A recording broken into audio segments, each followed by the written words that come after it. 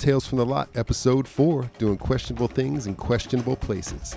My guest is Keith Eaton, here to talk about 10989, formerly the Warlocks, at Hampton Coliseum. You know it's going to get stranger, so let's get on with the show. Hi, welcome to Tales from the Lot. I'm Will. My guest today is Keith Eaton. We're here to talk about 10989, one of the Warlocks shows. Welcome, Keith. Thank you. Yeah. Did you make it to both nights, by the way, of the Warlocks? No, I did not. I actually, funny story. My mother was visiting where I was living in Washington, D.C., and I think that was Columbus Day weekend, thereabouts. Yeah. And she sort of had this tradition of like coming down to D.C. to visit me from Maine. So, first night was like, sacrifice to like, I'm with my mom. Right. You made it to one. You can't complain too much.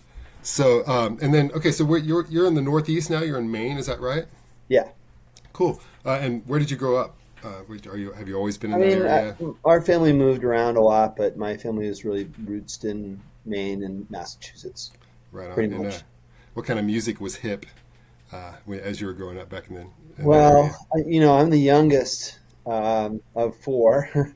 And who's the youngest of, like my dad was the youngest of four. So I have like cousins, older brothers and sisters.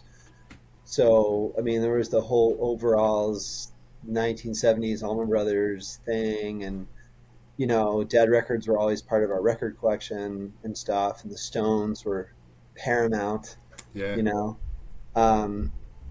So that, that was like my childhood music. And then like punk rock really like kind of changed my life. Sorry to quote D Boon, but I was sort of there with the punk rock for a while as well.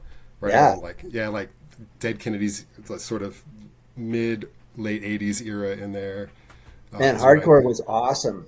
And I think what I loved about it was that for our age group, it was like I'd always heard the stories about the 70s and, oh, you should have been there for this or you should have been there for that. And, it felt very now and alive. And everyone who was doing it was like under the age of 24. It was kind of wild.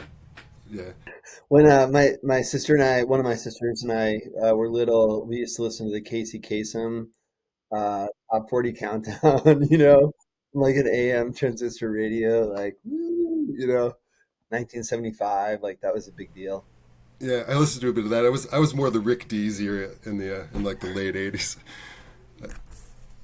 Yeah, I noticed that one of your questions was, what's the first album? Yeah, it was. Bought? Yeah. And I had to really think about that for a while. I was like, damn, like one of the first ones I remember buying was a gift for my brother. And it must have been like Christmas of 76 or 77. And I got him a copy of the Stones album. I think it's Black and Blue. Mm-hmm. And he was like, oh, the Stones they're so done. It's like, that's so past, like, like, why little did we know. Little did we know. And, hating on it and stuff. So like as a kid, I'm like, damn, he really hates this shit. So like, I love that record. Hot Nice. Stuff. Yeah. It sounds like you came from a good musical home there. Like with the references you've said so far, I was kind of the same way. It's nice to have a nice musical background that's diverse and cool. So so you had some Dead records. So you've always known about the Dead, and did you have friends that were going, or how did you end up going to see them, or even getting into that sort of thing? It's sort of in the water, right? In that era, and I think, aside from the fact that we'd skip school and had to hide from people, and do all these crazy things to be liberated. That day that we went, it's just more, I think, because like, the Dead are playing. It wasn't like I was Deadhead or obsessed with the Grateful Dead. It was like, this is going to be fun and it's an adventure. It was an experience. Yeah, and that's kind of what it was for a while for me. It's like a thing. And like I said, I was like, into punk rock and stuff, and like the scene was more interesting than the show. You know what I mean? Like Yeah, definitely. the characters you meet, the One hundred people who are percent. traveling, the people who have like stuff to say about like music and life in America and stuff. Like that was interesting. The food is better. I You know. think at age 15, I was more into the warm Budweiser, but Yeah, yeah, that too. Yeah, I yeah, remember. I was. I think I was at Deer Creek, and it was summer solstice, '93, I think, and I remember a guy who was. I don't think it was Budweiser, but he was selling some beer, and he's like, "It's the first day of summer. You've got more time to drink today than any other day of the year. Let's go." And that's what like just one of those things that sticks with you, but right, from right. those times. But okay, so what was the first dead show you went to? It was September 17th in 1982 in Cumberland County Civic Center in Portland, Maine. Okay, nice. And then how many did you get to overall when Jerry was still with us?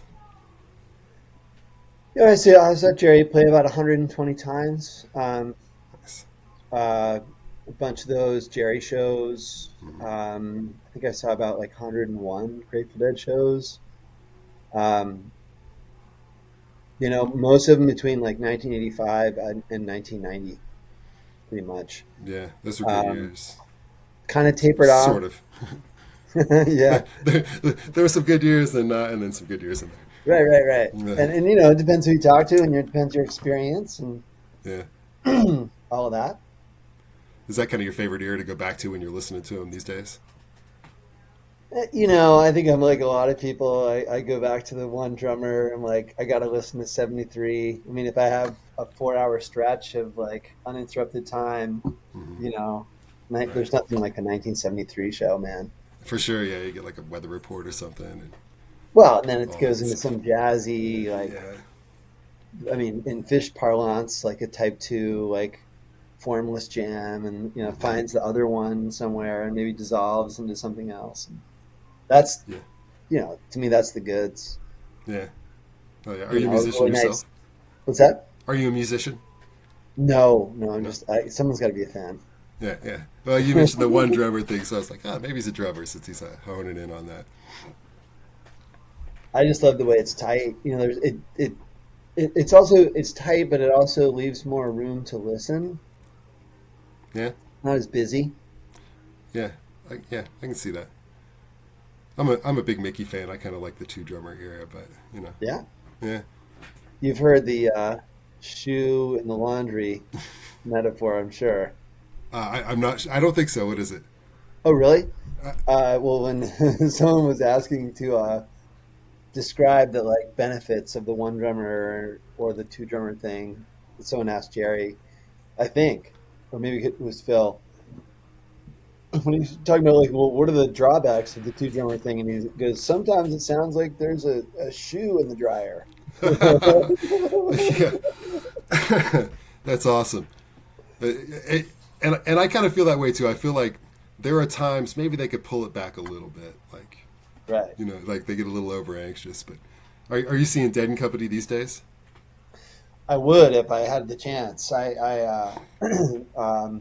The closest chance I had was this Labor Day weekend, and it being a Thursday, Friday, and it being like a 7 hour drive from where I live. It was like on the holiday near Cape Cod. You start mounting these things on. It's like no way, I couldn't pull that off.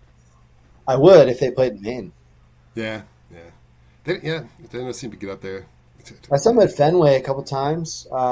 Went down to Hampton in 2019. Nice. That was awesome. Yeah, revisit that. Are Yeah, you a see, Mar? Hampton. Oh, nice. Yeah, I noticed the shirt. I was kind of fixated on that actually. Cool. And okay, so the you were visiting with family, and who did you have your brothers go with you? Who went with you to see this Warlock show? Oh yeah, so I that morning would have been 10/9/89. Hmm. Woke up to tear my room apart because I realized that my ticket was gone. The ticket that my magic Willy Wonka ticket, the beautiful gold lettered whole Warlocks thing was gone. And I tore my room apart trying to find it, and clearly enough, it was someone had nabbed it at a party we'd had, the week before. Yeah. I lived in a big like punk rock house, and we had crazy parties and stuff, and so someone clearly, helped themselves to more than just my drugs, right? Yes. Yeah. Yes. I've lived in one of those houses back in the day, so I know how that goes. Luckily, nobody ever snag my tickets, but definitely other things. Oh, yeah. And so I went down very anxious. It all worked out. Saw some people from Maine, and they're like, "Don't worry about it, dude."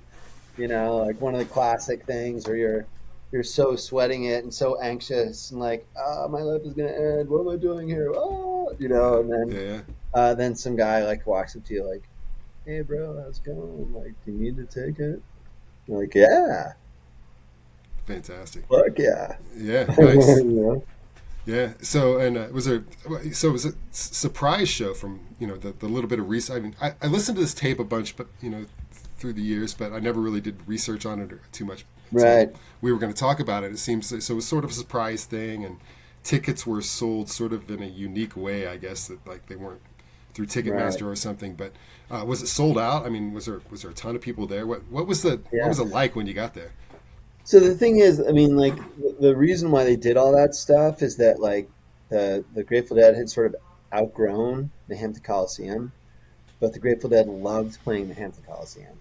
Gotcha. Clearly, like the audio is incredible, the energy is incredible. It's always the kickoff to spring tour or whatever, for years in the '80s. Um, and I think they were really trying to curb the enthusiasm, right? I mean, sorry, Larry David, but uh, trying to like quell the crowd rush Hmm. by announcing a couple of shows a week. I think it was like a week, maybe 10 days before the shows when they were announced on the radio locally, and tickets went on sale at the Coliseum itself. Hmm. And friends of mine drove down from DC, and they were able to hook me up with whatever it was, 10-9 ticket. Um, and it was pretty mellow that way. It wasn't like overwhelmingly crowded like shows later in that tour would become because word got out, right? Right. And they were seeing that huge surge that That year. I was mean, yeah, that and was part of the whole Touch few of Grey years. surge. Yeah, Yeah. I, I still find it hard to believe that it was that so. I mean, like I was sort of part of that surge, I guess. Like I jumped on in '91, but it wasn't because I liked Touch of Grey. right, right. So, Yeah, I, the song. It's not the song, right? yeah, Because it's a great song. I mean, it's not a bad. It's I yeah, love it. Like my first show was the second version they ever played, and I listened to that a lot. I'm like, yeah, you know. yeah, But it's anthemic, right? It's like it's about the whole community.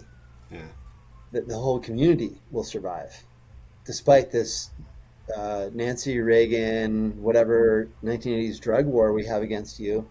Despite the boot heel on your throat, we will survive. You right, know, and there was kind of and there was sort of like control for smilers can't be bought, right? Like there was this kind of you can try to put this down, but it's going to stick around. right, You're stuck with it, kind of thing. Um, so to me, it's not the song in so much that the scene became acceptable. It became like okay, maybe yeah, go do that. yeah, and Whereas previously it wasn't. You definitely, know, and yeah, and just the publicity in general from whether you like the song, even heard the song or not, there was just a lot of publicity and sort of push behind that record from whoever. And so they were showing up on like CNN or wherever, and just everybody was definitely hearing about him at that time. no, I was living in Burlington, Vermont that summer, and it was summer '87, and we were like looking at, and I'd never even seen MTV before really, but my Mm-hmm. roommates had cable and stuff, and I was like, wow, we were all watching the video and stuff. Like, wow, they're playing it a lot. Like, this is Yeah, weird. they did Yeah. play that video a lot. And it's weird to see him mashed in there with like Michael Jackson and whatever else was going on that day, you know. But Oh, like really, the worst of '80s Eric Clapton. Like, oh yeah, oh yeah, yeah, yeah. Some Bonnie Raitt, yeah. Bonnie That Raitt, was, man. Hey, yeah. that was good. Yeah, that was sort of the highlight of that the MTV day, probably. Excuse me. Let's give them something to talk about, right? Yeah, yeah. You know, Huh. Jerry played with her. She opened up for Jerry at the Greek that summer. You know, Jerry Mm-hmm. played like on that song, I think. You know, people at Right. Greek are like, yeah, I was supposed to see her a few years ago here in Denver, open up for James Taylor, and she had some sort of medical issue and right. had to cancel a leg of the tour.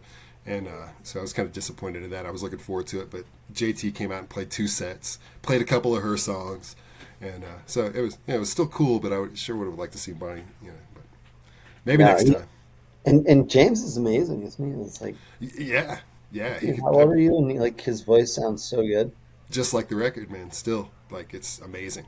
It's amazing. I saw Crosby, Stills and Nash. I mean, it's probably been 5 years, so you know from what I've seen lately, David Crosby may not be doing as well. But 5 years ago, they were still sounding like the record. I went and saw them and just Right, blown away at right. how well they were still just doing the thing. Steven Stills, not so much, but the other two. No, right before the pandemic hit, we actually went and saw Graham Nash at the Criterion Theater in Bar Harbor, and he was amazing. Yeah. And then, like 6 weeks later, David Crosby was supposed to play, and or maybe it was 6 months later. I don't know, somewhere in there. And he canceled because he was sick, and I was like, damn it. Yeah. And then he's never rescheduled. But That's a bummer. um, those guys still bring it. You know, they Yeah. try. They Yeah, try. they do. And They bring whatever they have. yeah, and they're just such great songs. I mean, That's why whatever. the other morning I was just laughing before work, like looking at some article about Bobby on TikTok. You know, like showing out his like muscular workout every morning. I'm like, Right. fuck yeah, like you're Bob Weir, man. Go for it, man. Yeah. You know, I mean, who would have thought? It would have been you nice to talk that see. shit. Yeah. Yeah. I don't know. He's been on the bike and hiking and running for as long as I've known him. So Oh yeah, that's awesome. Like, keep it up, dude. Evidently, it's something good because he's still kicking it like towards solid. as Bill Graham once said, a very very ebullient but very dirty softball player, Mr. Bob Weir. Dirty softball player. Doesn't surprise me. Doesn't surprise me. All the rock stars are right. So okay, so who ended up going to the show with you, and did you have good seats or what was it? GA probably, right? Yeah, I mean, so like going to a show with someone, I mean, in those days, I would just show up to a show.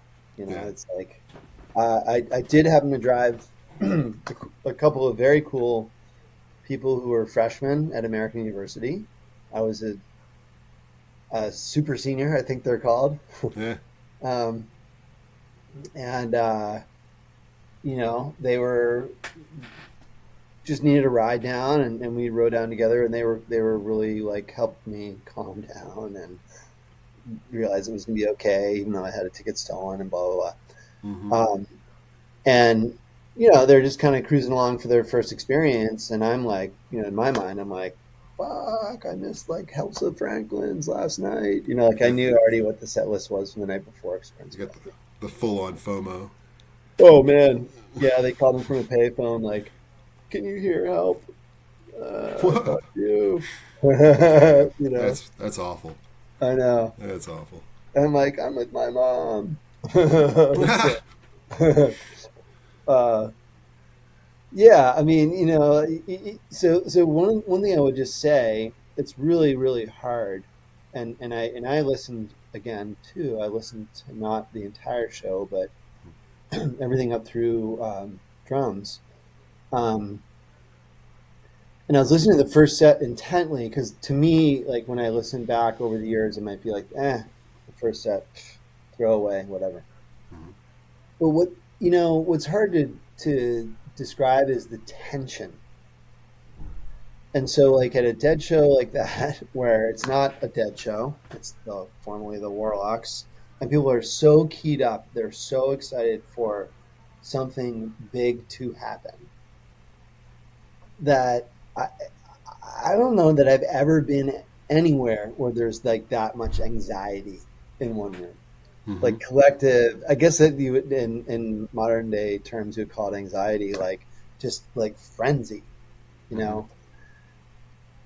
So that for them to like open with playing and then in the second set and then like we're gonna hang back and play it slow, it is like it, it loses something on tape because what you're feeling in person is this like mad rush of energy that's like focused on these musicians and the stage and everything else, Mhm. and what they're communicating to you is like, no, just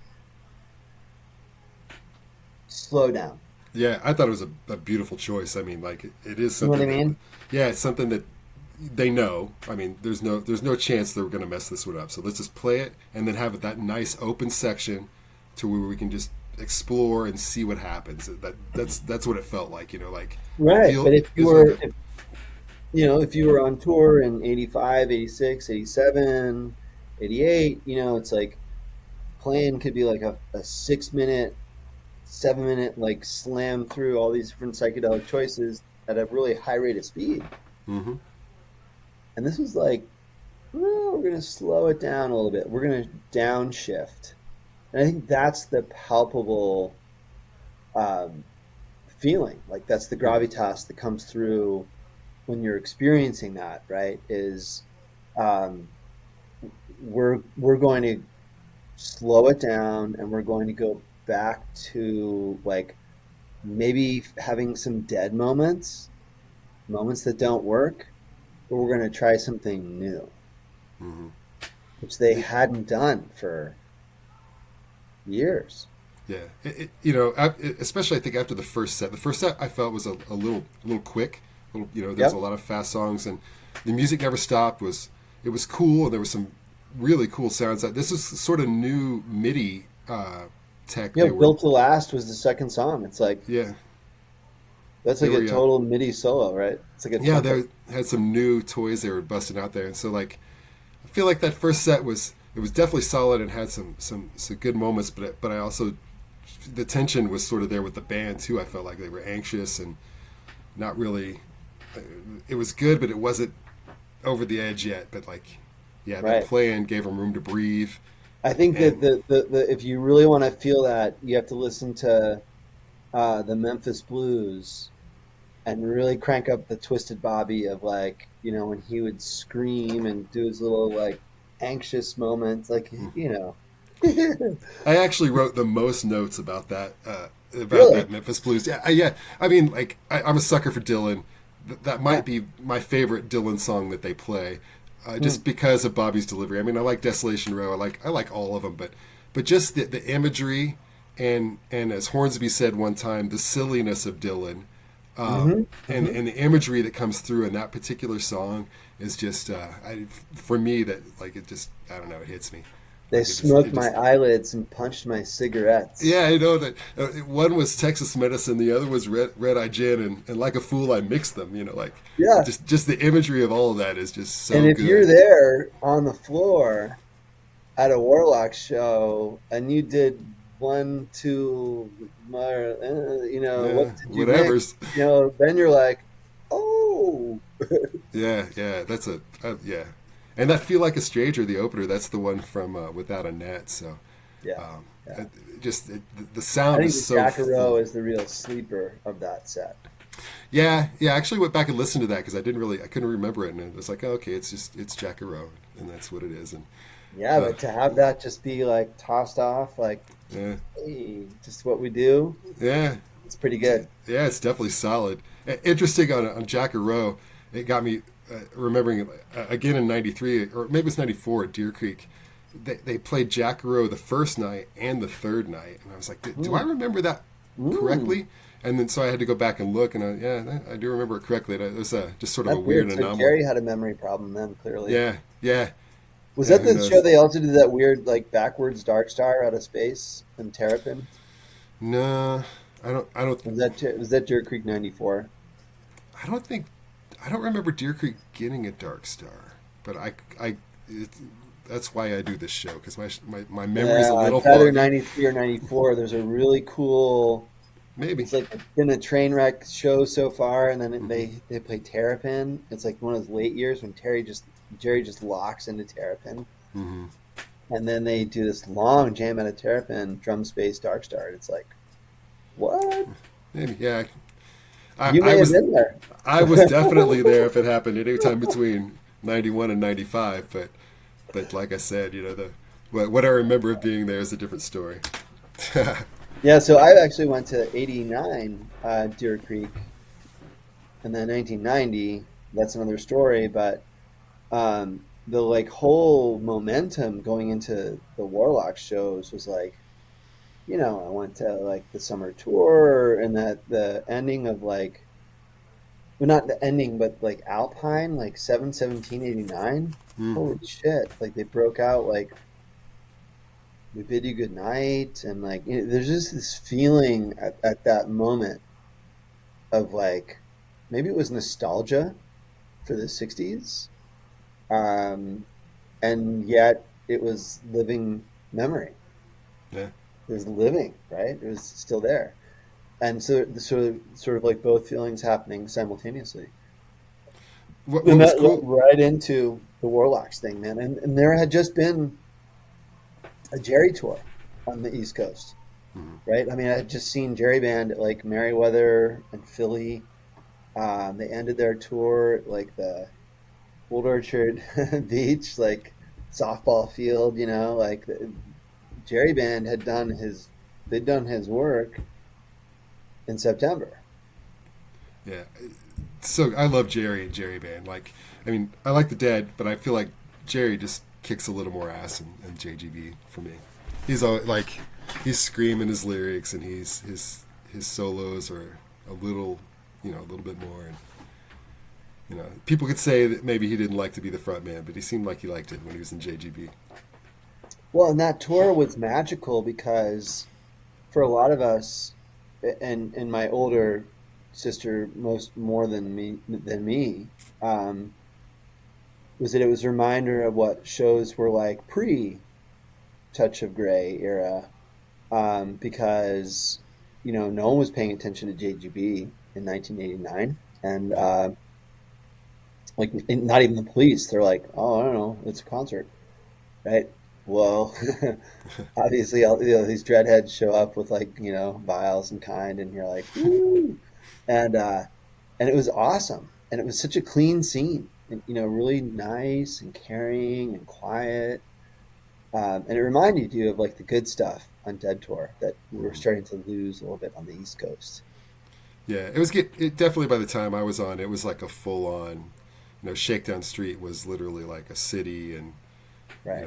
commerce was happening, and but at the same time, once you got inside and you sat down, you're sitting next to people who were my age. I was 17 when I first went, and people who had been there since '70 or whenever, and is this your first show? And everybody was just really cool, and it didn't really matter, the age difference.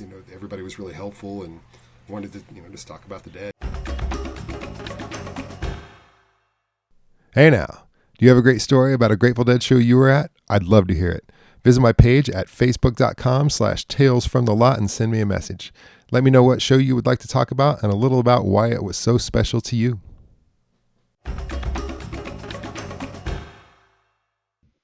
And there's always mischief. I'll be honest. Like the show that really kind of rang my bell and it changed my world was 11/1/85 in Richmond. No, I didn't have a ticket. It's like, I was a total punk rocker. People weren't going to sell me a ticket.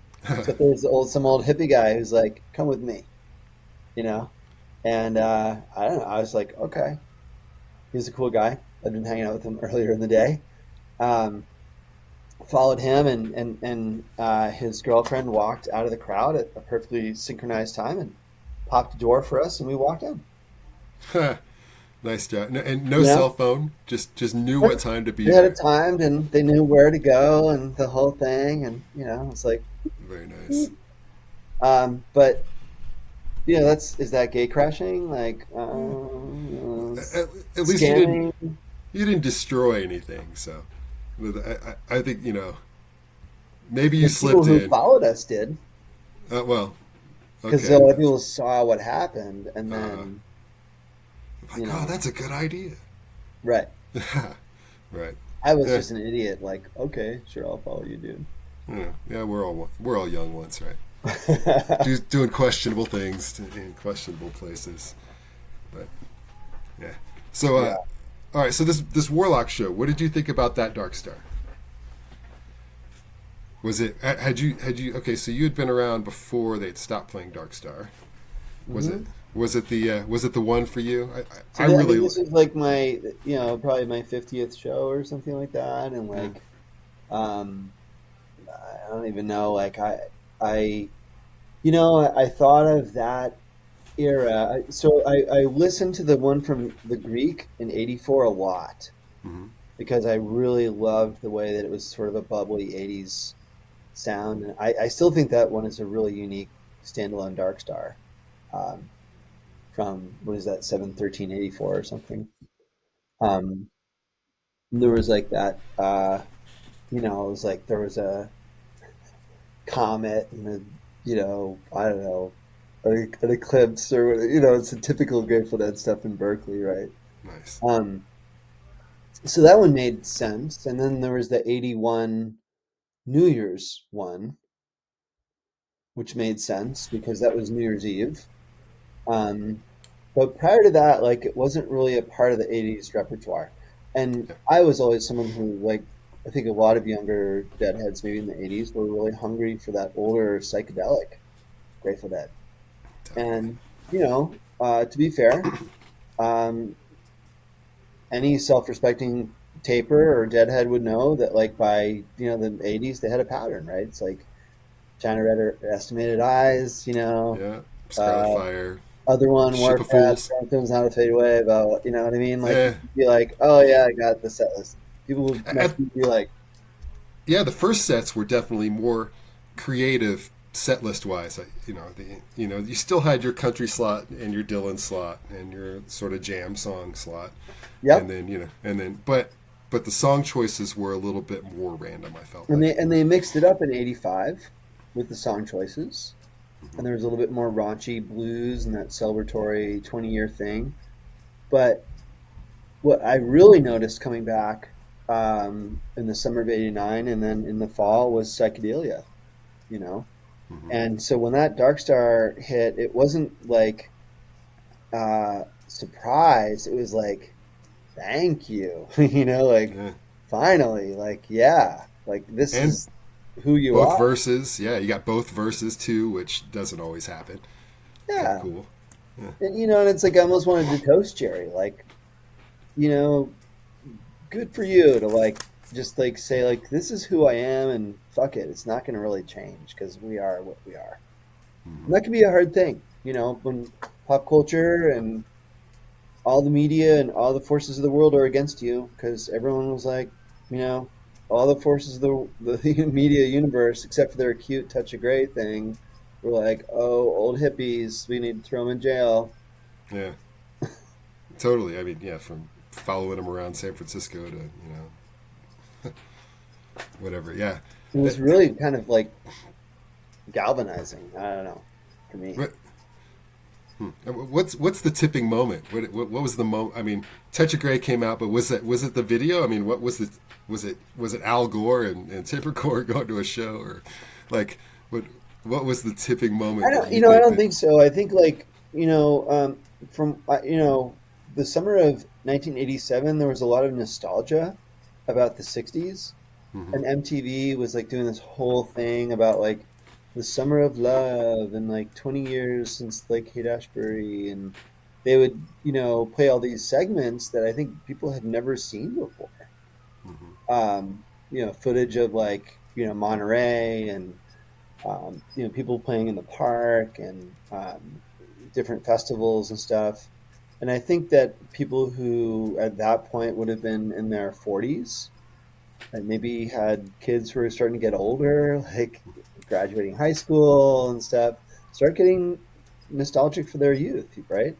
Yeah, And I think they drove a real resurgence in interest. true. Yeah, and by then, so many people at some point in their life had gone to see the Dead. That we just like had this Yeah. sort of Grateful Dead herd immunity or something. So So like 89 was a really interesting time because I was seeing like Soundgarden and I had a friend who was trying to get me to go see this band Nirvana, who I never saw, but like saw a ton of Sonic Youth and Yola Tango and like all these other bands that like to me like really shaped the next 20-25 years of rock, which is a yeah, dwindling art, right? which is the Foo Fighters now. That's Uh, uh, uh, yeah, yeah. I'm with you. Whatever means, that's where I'm at. It's kind of a wall. It's just it's just all the same volume. It seems like there's no right, dynamics to it. right. But But that's just me. in 1989, like Fugazi was an interesting thing. Like, Mm. whoa, what's this? Like Ian MacKaye's doing something. Um, and there was a sense that I felt of mixing, and my vision and my dreams, never came to pass because I thought that the punk and the dead worlds were going to merge and come into this new, gonna put like, unified anarchist future that, yeah, well, Yeah, no, that's what they thought in the '60s too. But yeah, and, people and, and factionalized and started arguing about their fashions, and I was like, oh, yeah, okay, never yeah. mind. Perhaps they say that everything's kind of a circle, so maybe it'll roll around again. But I think yeah, we have some things to take care of right now that are on different levels, maybe. I'll tell you one thing though, what I was really glad about on that 10-9-80 show, 10-9-89, sorry, Mm. was I was glad to be challenged.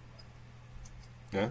Um, if you listen to the sort of the outro of the Dark Star, like the first part of the Dark Star is like pandemonium, right? Mm-hmm. And then Jerry's like, okay, I guess I got to sing because otherwise they're not going to shut up, right?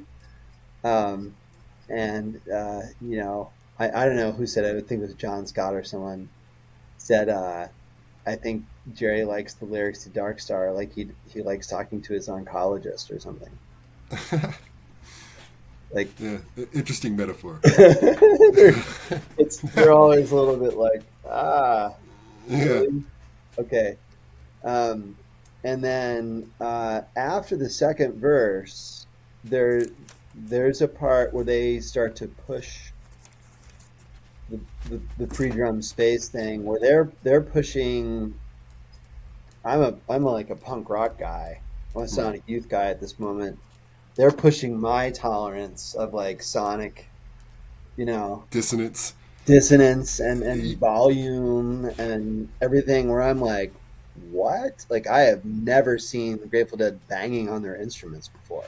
That's what I was. I made a note here that the interesting. I mean, there was some MIDI going on, so somebody was playing some drums. It sounded like Jerry was playing some drums at some point, and it got into the oboe sound, and then there was lots of clanging going on, and it was definitely dissonant and interesting, and I think that some of that MIDI stuff. Do you know how long they'd been using that? From what I'd seen, it'd been like a month or two. They had really started using the They'd MIDI started guitar setup. experimenting in 1988, Okay, so we went back um, that far. and mostly at I think in West Coast shows, Okay. because they're close to their home and their studio and all their toys, right? Hmm. Hmm. And I think they really brought out on the road in the summer of '89 in space. it definitely sounded like new stuff that they were having fun with, like Yes. just trying. And there are a few points, like in the space section, once making Billy go away, where you get the feeling everybody's just kind of like pressing pedal buttons, going through whatever, just seeing what this sound makes and what this sound Well, makes, let's do. Yeah, yeah, yeah. and more so than making something creative, and just kind of checking some shit out and seeing what happens. But they get it together, and it all gels. But it's kind of a funny segment there where you just get like the oboe and the clanging and weird drum sounds coming from either Brent or Jerry. I'm not really sure who that was. Well, and the volume level was getting up. It was getting to that frenzied pitch where, um, someone who was coming for their pleasant, like, Sugar Magnolia experience is definitely going to be pushed to their, like, why are they doing this to me? You know, um, which is where I'm like, yeah, this is, Yeah, this is where I want to be. yeah, and then they take all that into Death Don't Have No Mercy, which was Well, just that blew my mind, and I just knew heavy, I didn't. heavy. I guess I had known abstractly that they had played that at Shoreline, but like when I heard them play that, I mean, I was at that moment, no offense or whatever, but I thought I was actually being transported back in time. I've had those moments, Yeah. and but yeah, that was heavy. The lyric delivery from everybody through that whole song is just heavy, Yeah. and the guitar solo that Jerry rips, and just the whole thing. Wow, just like, wow. And it kept escalating, and for me, that's why the sequence of songs that might be like, I don't know what follows, like Throwing Stones and Good Lovin' or something like that. Dear Mr. Um, Fantasy in between there. right, right, right. To me, like at that point, it's like it's already been like I'm just sort of going on fumes here. Like this is so amazing. Um, the part that actually took me off guard the most and really disarmed me was when they started playing Addicts of My Life. Yeah. Um, and at that point, I just started sobbing and listening was listening like, to "Oh my God, what's going on here?" yeah, such a great song, and listening to it, I noticed that the guitar line starts and And there's everyone's some kind of weird, like, "Wait, what is this? uh, And then the lyrics hit, and it just erupts. Like everybody's like, "Oh, it is that!" You could just tell. Like there was just like that tentative, like a couple of woos, and then as soon as they hit the lyrics and everybody's in there, and you just hear the place erupt, like they knew that it And was you know how Addicts things are when finally. you're young. You're a kid. You're like on the scene or whatever, and it's like there's factions of people or this, that, and the other thing that that when you realize when you're older, like that none of it matters. Yeah, Um, and I saw this guy who I would have thought was like the coolest of the cool, kind of people, hmm and he was just sobbing, and this guy just gave me this huge hug, and we were both like sobbing, and I was like, yeah, man, like what, wow, what an emotional catharsis. yeah, um, Nothing could have punctuated the energy of that night more than I think that encore, because that was like if we already have you in the boat, we're now gonna club you. I mean, that was right. I was sort of done. I'm like, I've done my like summer tours, like saw a hmm lot of Dead shows. I'm a Gen X guy. I gotta go to see like I gotta go more to Luna shows or something, or the Chills, whatever it was I was hmm into, and went to that Warlocks show, and it was like whatever else I was interested in. I'm sorry, it just took a back seat for a while. yeah, Yeah, yeah. I had I that was just I same was moment. back on tour. Like Yeah, wow. yeah. can't help but not to. But I've said it before. The Grateful Dead, they'll let you know when you've been at a good show by the encore. So you're going to get something like Addicts or Bid You Good Night or something. I'm not sure that I know many encores that are quite as stunning as that. Yeah, it was awesome. I was lucky to get an Addicts in Riverport, wow, St. Louis one year. Just one of those songs that I always said, tonight's the night, and it actually was the night. So it was a good night. Well, and that was part of the other thing was that in '89 there was a great resurgence of vocal harmonies, right? Because there had been so many years of 1980s Jerry sounding like he'd just been, smoking a retread on a tire all night before and singing for you now. Yeah. And suddenly they had like sort of barbershop, harmonies. Mm-hmm. And to throw that Addicts out there was like, what? Totally. That's those vocals. That's what kind of. I had a buddy who got me into the Dead originally, and it was never really on my radar. But driving around in his car, he'd be playing shows, and I'd be like, "Damn, dude, turn this off!" Like that voice is just he'd be playing '80s shows, and because that's what he had at the time, and he's like, "No, you gotta go. It's just you gotta go." And so he bought my ticket to the first show, and I went, and I did agree with him. It was definitely an acquired taste, and I acquired it very quickly that night. And but before that, I was just like, he's not the greatest singer. That wasn't that tennis court in Indianapolis, was it? What's that?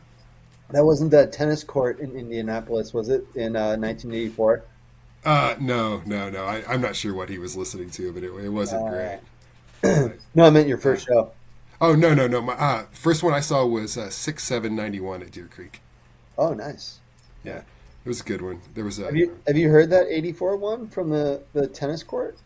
No. Again, I'm going to make another note. Oh my gosh, that is like it's one of my favorite Grateful Dead stories too, because it's like right before they went to Alpine, summer '84, and people went nuts, and Indianapolis was like, "Sure, we can host these people at a tennis court." Weird. I had a tape of him playing at like Market Square, maybe from. I think it was like 85 or something. But yeah, no, I didn't know about the tennis court. I've had to check that out. That's awesome. Yeah. But I'm sure it's on archive. And I love the mid 80s because it was just culture. It wasn't about the radio hits or anything else. There was no internet sharing of ideas. It was culture. Like it was all word of mouth, and you met people who knew people who said something, and and it's like you just discovered this whole world by having to show up. So typically, at the end I ask, what was it about this show that made you pick this particular one to talk about? But it's pretty obvious. I mean, that's a killer show. Well, no, I don't think it's obvious at all. I think the story is that I was going to basically quit. I was done. Yeah. I was a Gen Xer, man. I was like, I did my 80s Grateful Dead time. I'm like, I'm off to greener pastures with like, Soundgarden and, Fugazi, and like, I was really into Sonic Youth and seeing Yellow Tango at the time, and like smaller Butthole Surfers, smaller groups like this are going to break through and create this like whole new thing. And the Dead just sucked me right back in after the Warlocks. They came for you. I went and did spring and summer and fall tour. And 1990 was like just Grateful Dead time. Nice. Yeah. Awesome. Well, Keith, thank you for joining me today and talking about this. I appreciate having you on. It was good talking, man. For sure. All right. Take care. All right.